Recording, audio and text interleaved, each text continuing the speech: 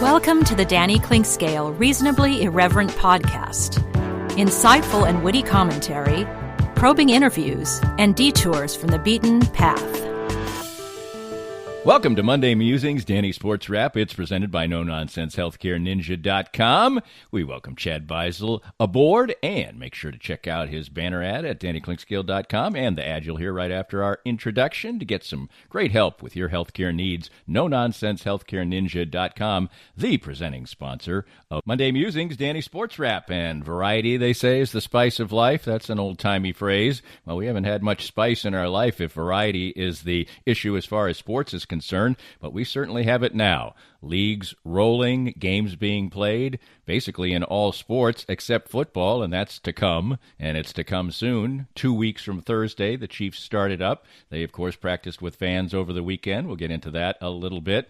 The Royals played 3 games over the weekend, and they were tough, tight games, which all the games against the Twins this year kind of have been, mostly, and they finished up their season series at 5-5, although the Royals took the first 3 of those and 4 of the first 5, so the Twins kind of bounced back. The 2 young starting pitchers for the Royals got a little dose of reality their last couple times out, but you knew that was going to happen. There were all kinds of major sports events across the landscape, some which you may have paid attention to, some which you may have not. The Champions League, one of soccer's most prestigious events, took place, and Bayern Munich is king. There was a women's major championship with an unbelievably surprising Cinderella story, and we'll touch on that as well.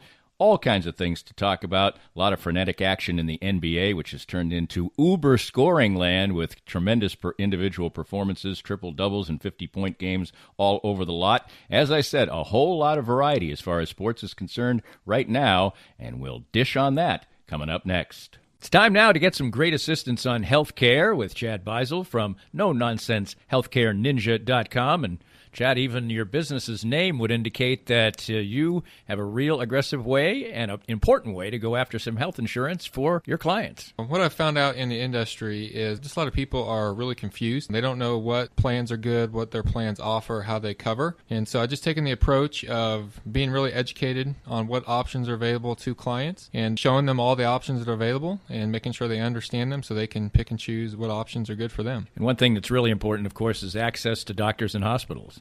Absolutely. That's becoming a big issue for a lot of people. Some of the plans out there are going to restrict those clients to where they can and cannot go. So if you live just outside the Kansas City metro, some of the counties outside, you may not be able to go to some of the hospitals up here in the Kansas City area. So making sure that you have a plan that's got doctors and hospitals and places you want to go is really, really important today. Learn more by visiting NoNonsenseHealthCareNinja.com and let Chad help you. Firsthand, I have enjoyed the benefits of the CBD products from Canaway. My back feels better and better these days as a major part of my routine are the pain-relieving salve and the pure gold oil. And recently I had the pleasure of a treatment session using the Canaway CBD in conjunction with the Microlite 830 cold laser.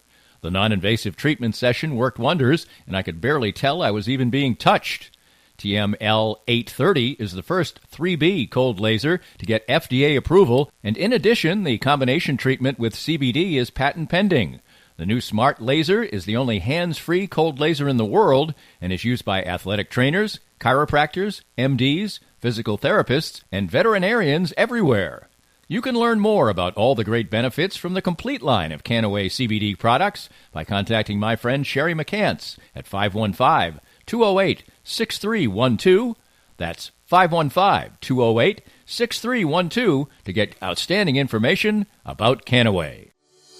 Cinematic Visions has been an affordable solution for professional media production in Kansas City since 2003, offering award-winning video production and creation, as well as a wide array of digital and social media management services. From planning, scripting, filming, editing, and post-production to delivering your product to a watching world, Cinematic Visions will provide professional and affordable services for you and your business with the necessary return on investment to make it all worthwhile. Cinematic Vision's goal is to unlock the power of storytelling through video and a strong online presence for your company. Beyond the numbers, they want to inspire and evoke your clients to feel and act. Let my friends at Cinematic Visions embed your brand where it belongs, in your customers' minds. You can find them online at cinematicvisions.com or with a quick phone call at 816-600-6300. I'm here with Tim Emerson, the owner of Emerson & Company. And Tim, give us an idea of the range of services that you provide from Emerson & Company. At Emerson & Company, we do credit card processing, payroll services. We do bookkeeping, merchant accounts like point-of-sale systems. What would you say differentiates you from other companies in the field, and what makes you special? I think what makes us unique is that we're a small local business making regional decisions on companies. We create a profile for the business and then put it out to our different vendors in a very competitive environment and tailor those needs to the specific business, which usually ends up in a great fit or great result for the company. And, of course, the idea is to save money, right? Save money, and actually sometimes I'm surprised where actually a solution that may cost a little bit more ultimately does save money, but we're not conditioned to think like that sometimes. Emerson & Company. Check them out at emerson-co.com or call them at 816-360-9092. If you'd like to join these and other great sponsors and market your business to a growing and engaged audience, contact us at danny@dannyclinkscale.com. Look forward to hearing from you. Welcome back to Monday Musings, Danny Sports Wrap, brought to you by NoNonsenseHealthcareNinja.com. You talk about a story that kind of vaporized. On Sunday, there was all kind of frenetic action as far as reportage is concerned of 77 positive tests in the National Football League, and just as fast as that happened, with a potential breakout of double digits in a couple of teams, the NFL announced that one of the labs had gotten it all wrong and that the 77 tests all came back as false positives. And I said it last week, and I'll say it again, the remarkably low positive test totals in the NFL seem a little unusual to me. I mean, it's so low so far with young men who are not participating in a bubble, who are playing a contact sport. I'm not saying I smell a rat, but I'm sort of saying I smell a rat, and I hope I'm absolutely positively wrong, but I'm not going to say that it doesn't scream across my consciousness when we do get a flurry of positive tests, and then all of a sudden the league turns right around and says that they really weren't positive tests. But you can hardly find hide nor hair of the story today. As I was watching Get Up, ESPN's show, seems to have just gone away. So, indeed, let's crank up with football talk, both kinds. Well, the kind that was displayed on Saturday at Arrowhead was the first time that fans actually get out to watch a practice for the Kansas City Chiefs. There's all kinds of weird restrictions that are being placed on the media as far as these. This was considered a closed practice, even though there were fans in the stands. So legally, by NFL standards, it was a closed practice, which means that the media can't talk about who was running with the first team and the second team. I guess you just have to agree to these things or they're not going to let you in. But the fans were there, a couple thousand of them. By most accounts, it went reasonably well. I saw a video with some of the ways that the protocols were done. Most reports indicated that mask wearing was indifferent, not bad, not great. But the fans did get to sit out in the sunshine and watch the players go after it and watch Harrison Butker try to kick 60-yard field goals. And anytime Patrick Mahomes is on a football field, fans are happy. And next time around, they're going to do another event for season ticket holders, and this time they're going to make it 5,000. Of course, when the season begins, it will be 17,000 in the stands, as it stands now, if we proceed ahead. And, around the league, you're just seeing completely different things. Many teams have already announced that there will be no fans, at least at the outset. The Chiefs are giving it a try. It doesn't seem like a particularly outstanding idea in my estimation. I don't think it's going to be very easy to be able to police what is going on with the fans. Talked about it in different settings, including with Seren Petro on Friday on WHB. The fact that if you're allowed to have your mask off when you're eating or drinking, they'll either encourage fans to be drinking the whole time and eating, or they will just have the beer at hand, and if anybody comes by, they can just raise it up to their lips and say, well, I'm drinking, I don't have to wear my mask. And I would think that there's going to be a lot of people who don't have a mask on the entire game. If they stay in their pods, I guess it is not entirely a disaster, but I don't think the pod regulations are probably going to be followed very closely, as you're supposed to be basically in a pod with people who are in your own sort of family unit, people that you live with on a regular basis and are around on a regular basis. I think some of those pods will be made up of a group of friends who live in different places and everything else. How in any way are you going to be able to police that type of thing? They're just counting on people to be honest and to do the right thing, and doing the right thing, at least as far as the restrictions that have been put in place by the government agencies and things like that. Now, some people don't think of those as the right thing, but we haven't seen those followed in a tremendous fashion so far. So it'll be interesting to see. It'll be interesting to see if we have breakouts. It'll be interesting to see if these stadiums will be considered clusters, and that will probably well determine whether some other teams will decide to open up, or whether teams like the Chiefs who open up have to back off and restrict the situation to no fans as well. What we've seen so far is that the sports where they have had extreme protocols in place, or in foreign nations where they have been able to really get the numbers way, way down, have been the places where there's been great success. And in baseball, they've had far more challenges, although those seem to be lessening a little bit as time goes on. But the real recurring theme as far as the Chiefs seem to be concerned for me is that there is a sense of normalcy around the Kansas City Chiefs. There is more talk about football than anything else. Actually, this first practice with fans was one of the first times in a couple of weeks that really the talk about the Chiefs was not about who the backup quarterback was going to be or what any position battles, although there are few, there are indeed in place. And only when these things pop up, like the next event for the season ticket holders, do we hear things talked about outside of football. The practice chatter is very similar to what it is in other years. And, of course, that's very exciting for football fans because the Kansas City Chiefs are the defending champions of football for the first time in a half a century. So that is a very, very cool thing for the fans. And they got a couple thousand of them anyway, got a little taste of normalcy by being inside the stadium and watching guys run around and sort of play football at Arrowhead Stadium. Well, playing a very interesting brand of the other kind of football on Friday night in Minneapolis were Sporting Kansas City as they solidified their hold on the top spot in the Western Conference with a 2-1 win over Minnesota. And to say this game was unusual is a gigantic understatement. There were 2 own goals in the game and a 2-1 win for Sporting, and the other one was virtually an own goal. I'll just describe them to you. The first goal was scored by Jalen Lindsey, although he was trying to pass to Roger Espinoza. At first, it looked like Espinoza had either chested it or barely touched it with his toe and would get credit for the goal. But in the end, what turned out to be the case was that the cross went in and the keeper was caught in no man's land, and he just watched as the ball sailed into the net. And so Sporting got a bit of a gift there, although they were putting pressure. It was a pressurized play with Espinoza making a good run, so it did put the keeper in a difficult position, so Sporting grabs the lead. Well, Lindsey, probably feeling a little bit of good fortune to get a goal there. Well, the good fortune went the other way against him a little bit later on as he was playing left back and probably didn't close out a player as well as he should. He was several yards away. Ethan Finley, was delivered a shot. It went off of Lindsey and allowed Tim Melia no chance whatsoever, and it was a goal that evened things up as well.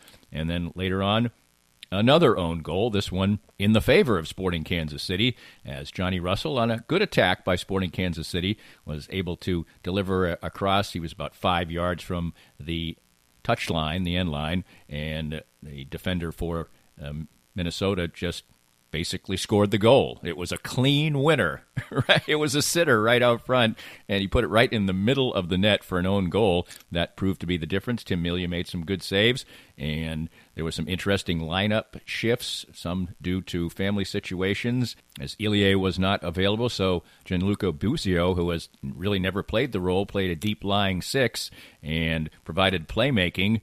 And as we're going to hear, I can talk about a game and analyze a soccer game a little bit, but there's no better person to go to than Peter Vermees to get your real recap of this game.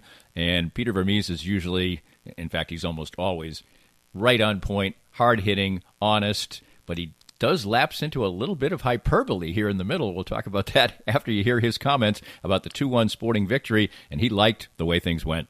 Very good start. Good first goal. We were pushing. We deserved the first goal. They get a crazy goal on their goal. But I thought defensively, I thought we were good. We didn't lose ourselves in the game from the beginning to the end. I would say that, the lineup was produced a lot of what we trained over the last couple of weeks. And the individuals actually did a really good job. The guys who came in actually had to fulfill a role because we went to a 5-3-2 at the end of the game, just based off the personnel and what we knew that they would probably do late in the game.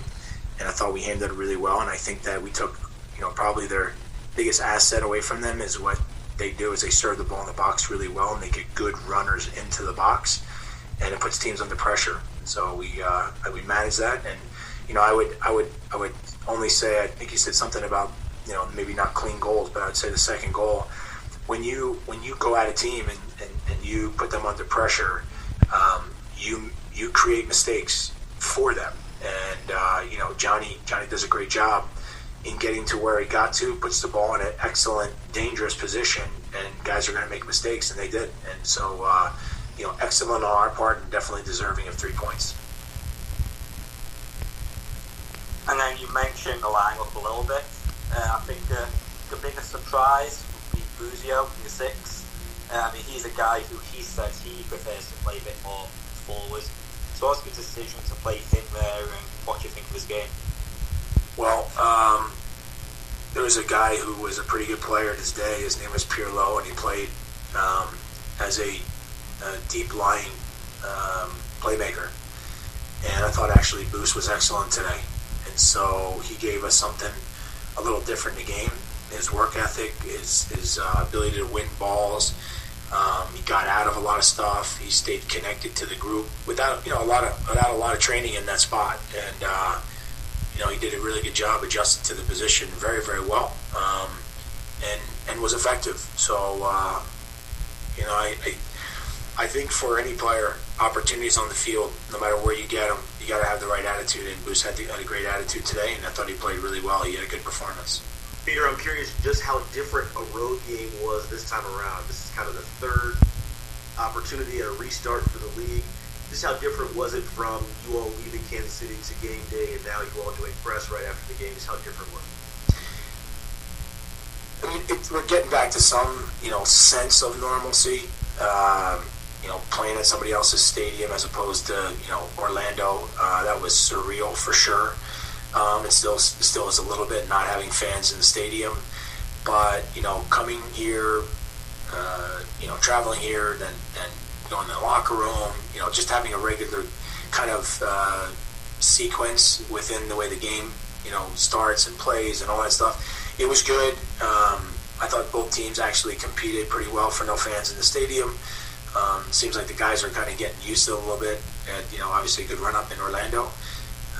But it's going to continue to be very interesting. Obviously, it's not what we want to do, but it's the best thing that we have right now. And, I thought our guys handled it well from an enthusiasm perspective as well, because it can be very difficult to play without fans. I've said that before.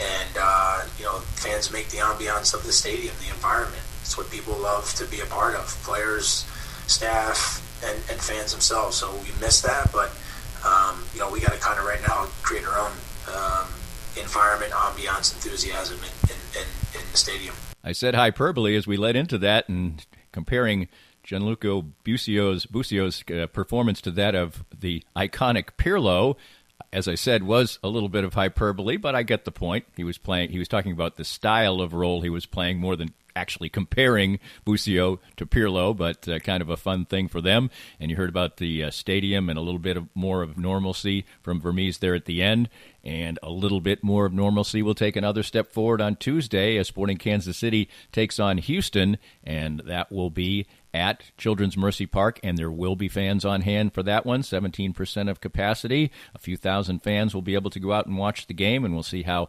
those protocols work, and that works for a different kind of sport, a sport where people gathering in close quarters and singing and doing things like that are often in effect. Maybe not quite as hard drinking a crowd as a American football game, but it'll be yet another step forward as some teams in MLS are trying to have fans. Obviously, Minnesota decided not to do that on Friday night. It's not a league-wide imprimatur, and they're going by the local markets. And the local market here, Wyandotte County, has said that they can play professional sports with fans. Seems a little counterintuitive to me because Wyandotte County, or Kansas City, Kansas School District, has said that there will be no fall sports for the high schoolers, but the professional athletes can play and fans can go watch. So that will be the next step on Tuesday as Sporting Kansas City, first place in the Western Conference, welcomes the Houston Dynamo to town.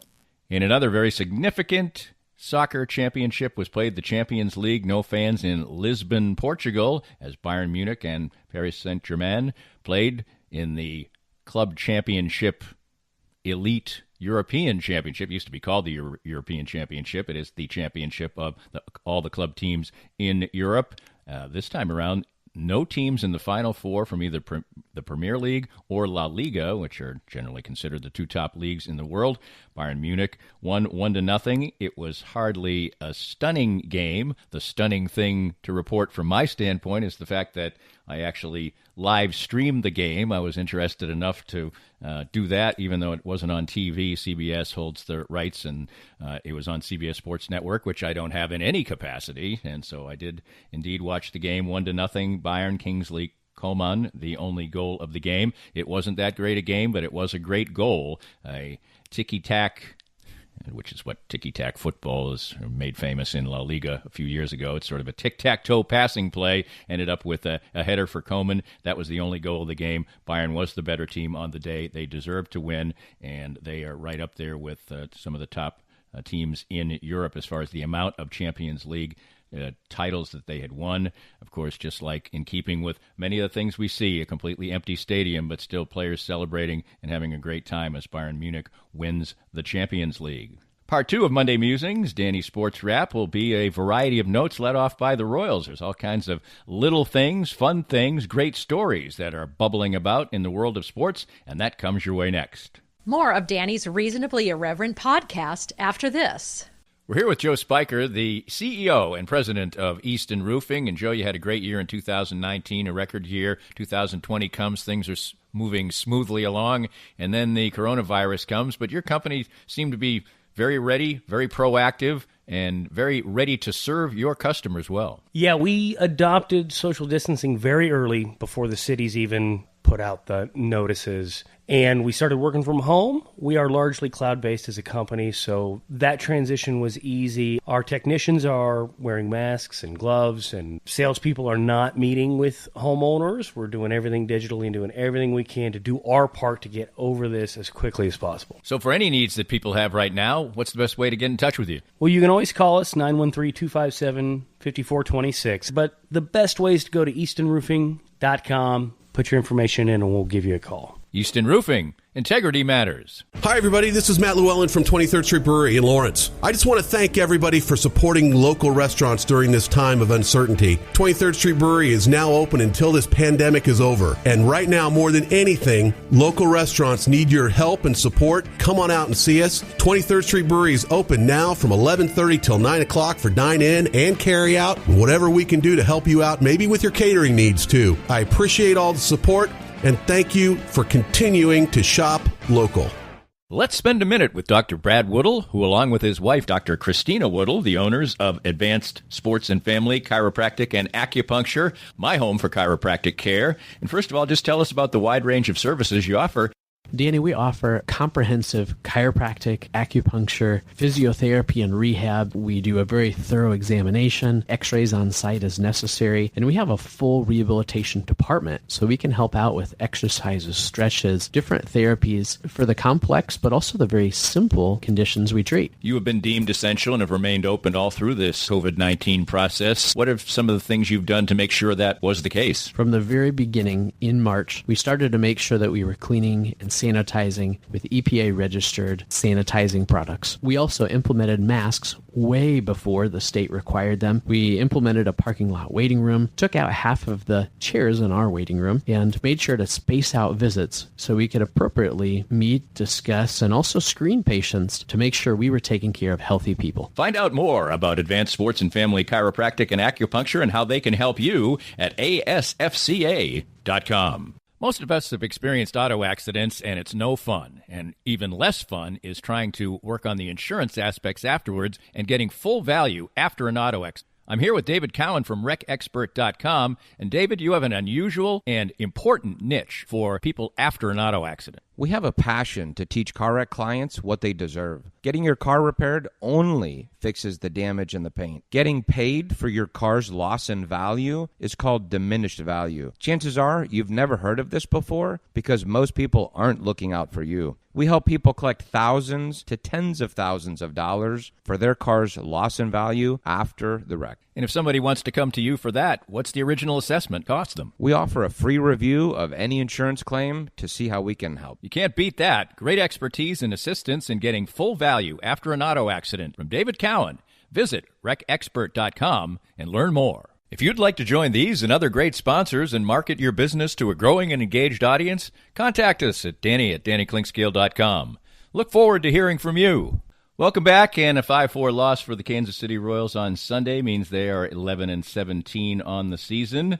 It was kind of typical of a lot of the losses the Royals have had this year where they fall behind. Their starting pitching doesn't go very long or very effectively. The bullpen's pretty good, but maybe they give up one late, and then the Royals fall short. They rally a little bit, show some fight. And the Royals, after a pretty good stretch, have lost 6 of their last 10. They're 11-17.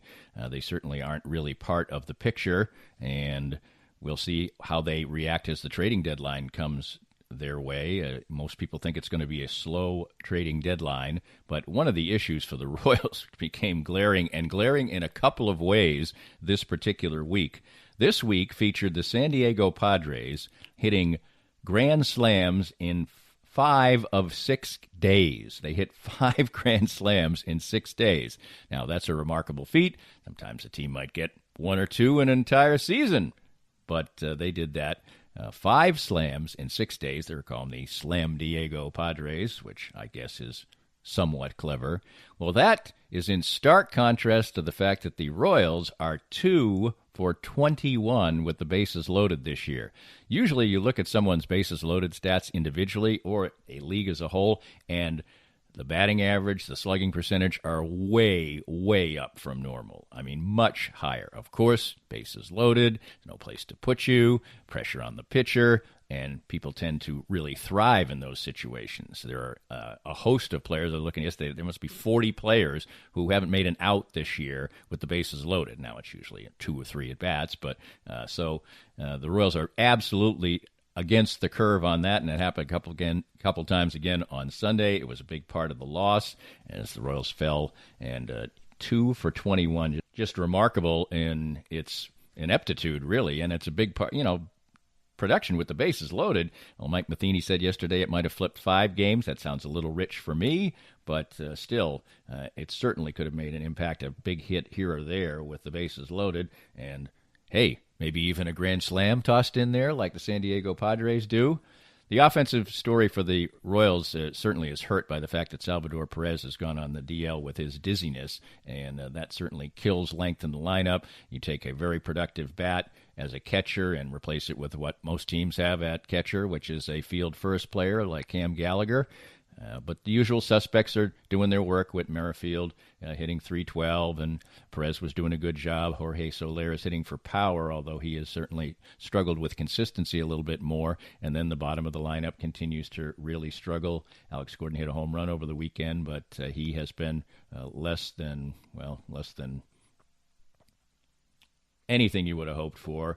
Nicky Lopez has hit a little bit better in the second spot, but certainly nothing to write home about. So the Royals are kind of lapsing into a situation where the future is all the conversation and not the present. And that, of course, is a shame, and especially is a shame in a landscape where there is so much going on in the world of sports. And what you're looking at for the Royals now is just what the pieces are for the future, what the pieces are that maybe can be in place. And you're looking at the young pitchers, and, of course, in the last couple starts, Brady Singer and Chris Bubich, rather, are in situations where they have struggled a bit. They both have ERAs over 5 now. You could have hoped for sort of a breakout miracle as far as those guys are concerned, but it really hasn't happened. And as I said, the most interesting thing right now for the Royals is if they are going to make some moves that will perhaps pay off in the future, as the Royals still absolutely look like they are a couple years away. The NBA is creating a lot of excitement, and I don't know whether it's the fact that there aren't fans in the stands to create a little more defensive intensity, but certainly the earmark for the NBA has been scoring in the bubble. And all kinds of games that are in the 130s, individual performances across the board, like the one that was getting the most attention yesterday, Luka Doncic, a triple-double featuring 43 points and a game-winning buzzer beater in overtime as the Mavs and the Clippers are tied up at 2 games apiece. We saw a game yesterday where each team had a 50-point scorer in the game. We saw Damian Lillard average almost 50 or around 50 down the stretch of the pre-playoff games, and it is crazy scoring. It's entertaining. The NBA product is a good one as far as the bubble is concerned. It looks better than most other bubbles have. The game itself probably lends itself more to that, but it certainly is high-level entertainment. I think you will see more defensive basketball when there's actually fans in the stands whenever that happens, and we hope, obviously, that maybe in another season. Of course, the NBA season will start right around Christmas time, so we don't know if we'll have that by then, but certainly they're putting out a very entertaining product, and somewhat under the radar. So is the NHL, and the NHL normally at this time of year would get a little bit more attention, but now all the sports are kind of playing. But certainly for hockey fans, it still is playoff hockey, and that's high intensity and really high entertainment value. A lot of things for fans, sports fans who had nothing to do but watch old games and lists and virtual games for a while. They've got a full menu of things to watch these days, including in the world of golf, where a truly remarkable story was carved out at the AIG British Women's Open, where Sophia Popov, a German golfer, 27 years old, was 304th in the world coming in. She had begun the restart of the LPGA season by caddying for her friend. She was on the Symetra Tour, had some success there this year, but had not won. She went out and played something called the Cactus Tour and won 3 times there, so her game was in good shape. She played a Symetra Tour event right before going across the pond and finished second in that, but still 304th in the world, had won just over $100,000 in her entire professional golf career, and in this tournament, she won $650,000 for winning, which is a very high purse for the women's game. Usually winning, you win about $200,000. This was $650,000, more than 5 times what she had ever won, and it didn't look like a fluke either. She was poised and played great golf at Royal Troon. Links golf is always fun to watch, and it was a great thing to take in as Sophia Popov carved out maybe one of the most remarkable stories in the history of golf as far as an upstart winning a major. Well, really and truly one of the greatest performances in the history of the PGA Tour, and in just a regular old event, was Dustin Johnson, who won by 11 shots at the Northern Trust in New England, 30 under par. And if a 30 under par in a tournament which you won by 11, and a tournament which you shot 60, and a tournament where you made about 1 million birdies could be in any way a little bit disappointing, this really had a note of that for Dustin Johnson, as he was 11 under par after 11 holes on Friday. Earlier in the day, Scotty Scheffler had shot 59, and really, literally just an hour later, there was another 59 watch on, and really, this was more of a 57 or a 56 watch. Jim Furyk, the only golfer in the history of the PGA Tour to shoot 58, and it almost seemed inevitable that Johnson would, well, certainly at least break 60 and shoot 59, but maybe set the all-time PGA scoring record with a 57 or a 56. Well, he parred the last 7 holes, didn't get even the 59.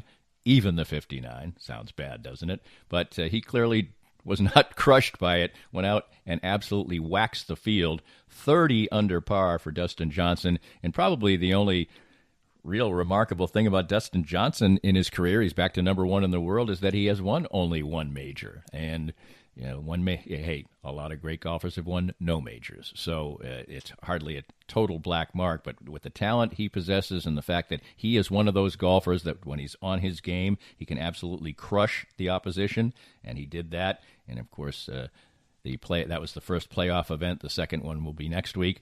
Everybody, whenever anything comes around to the world of golf, Tiger Woods is the conversation. He did make the cut in this tournament. He didn't play particularly well. He had a good front nine yesterday and shot a good score, but he will be 57th, I believe it is, going into the next round of the playoffs. He has to get to 30 to make it to East Lake, or, of course, he had such a remarkable story a few years ago in the Tour Championship.